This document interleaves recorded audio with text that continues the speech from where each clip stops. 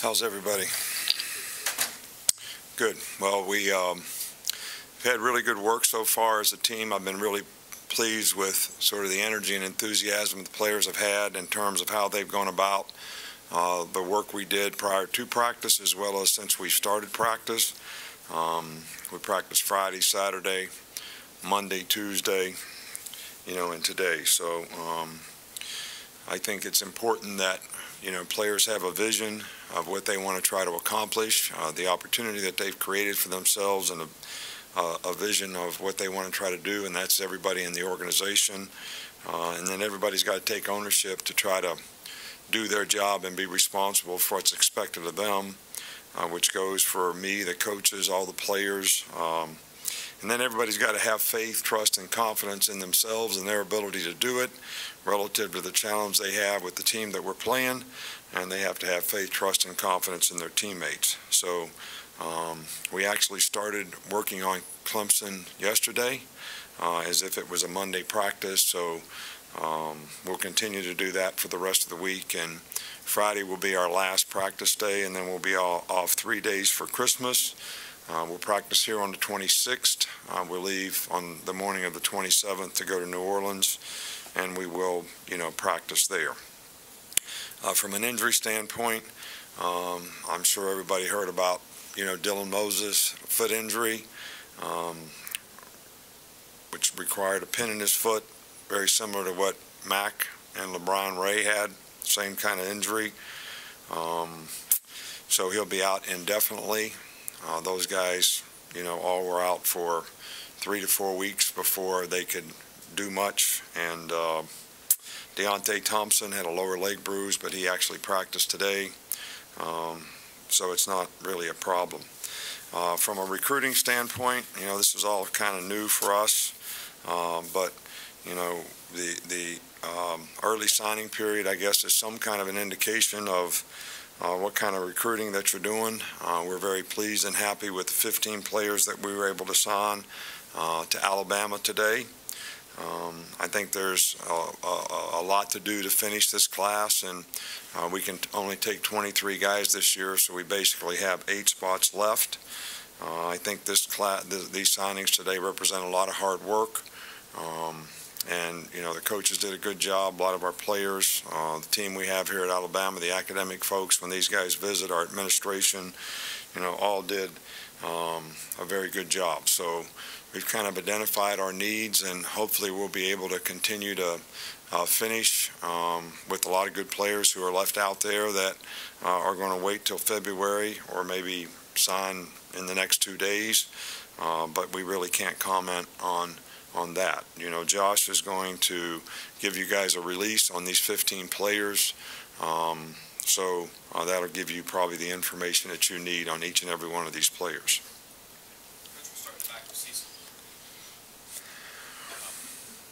Coach, on recruiting, in most years you like to sign and have at least one quarterback in your class. Is that something you'd still like to do between now and February, or is that necessary this year with both guys coming back?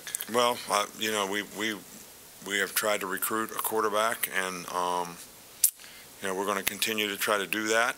And if we can get somebody that we feel can be a positive in the organization, we would certainly like to get a quarterback. I would always like to have 4 on the roster. That may or may not be possible. We'll have to make that decision based on how the recruiting continues to go. Stay over there with Reiner.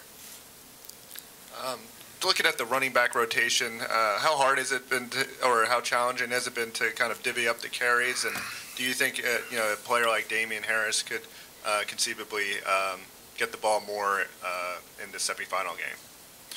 Well, I don't know. There's only one ball. I've answered this question before.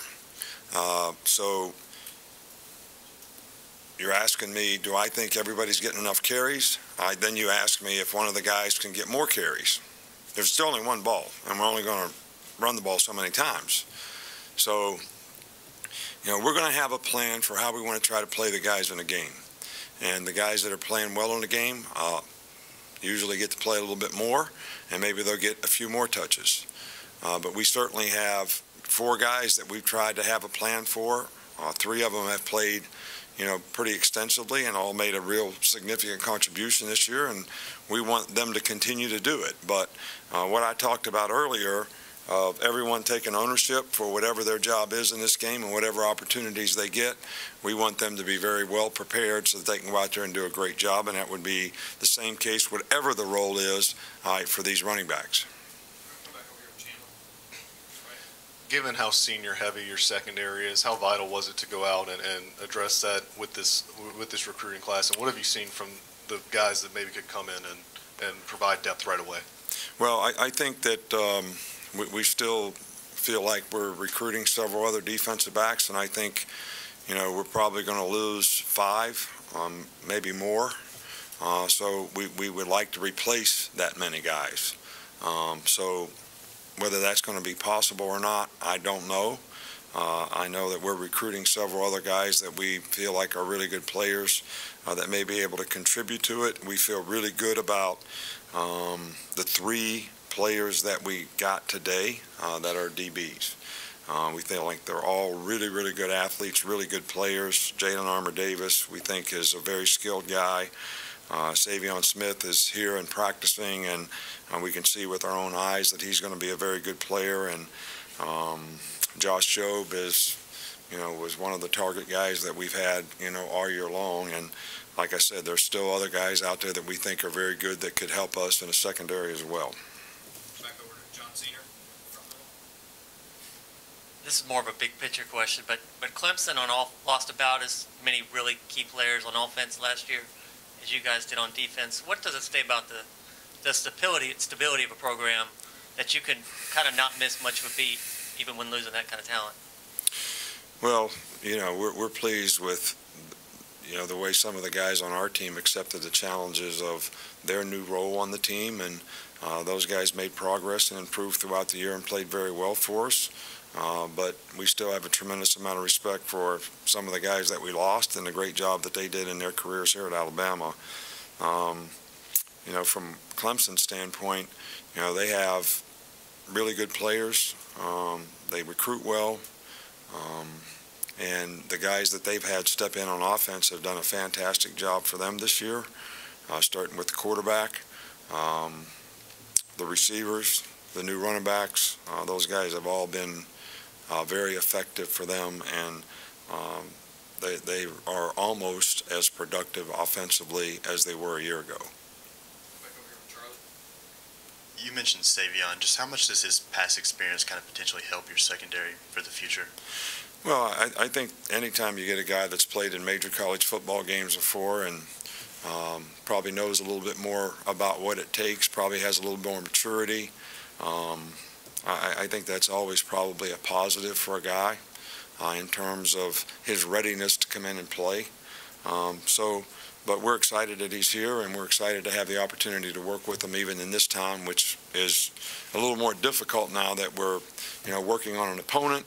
But he's still out there getting reps, and we're still trying to coach him and teach him what he needs to know to make a contribution. You're in the middle here with Michael. Now that this early period is winding down, how does the dynamic change moving forward with the second phase of that recruiting calendar leading up to February? How's that different this year? Well, I can't tell you because I've never done it before. I just know there's a lot of stuff going on here right now, trying to prepare for a playoff game, trying to recruit. The intensity in recruiting in December and the schedule was much more hectic and much more difficult relative to trying to see more players who you thought were going to sign at mid-year or sign early, maybe even if they weren't mid-year guys. So it's different. So I would say now that we're going to recruit the rest of this recruiting cycle pretty much like it's been in the past, because there's just going to be a smaller pool of players.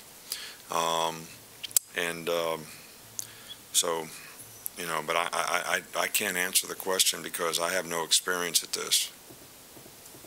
We'll finish up here with Alex unless we got anything else. Ask you about Deontay Thompson. Obviously, maybe a little bit limited today, but what do you kind of hope to see from him, this opportunity now to maybe step out as a frontline guy, and what does his role and how might that change what Mika does, at the star safety?